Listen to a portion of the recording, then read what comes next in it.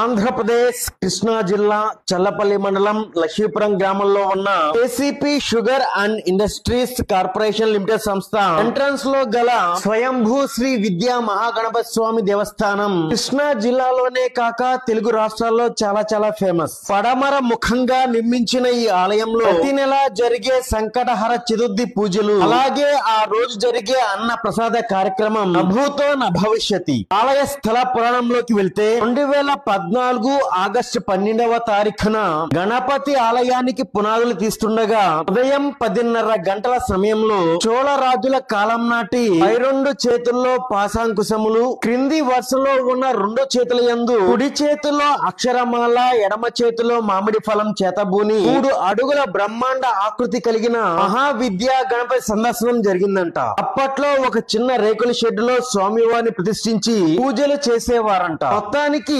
2017 April 12 ఉదయం 8:30 స్వామివారి పునః ప్రతిష్ఠ కార్యక్రమం అంగరంగ వైభవంగా జరిగింది.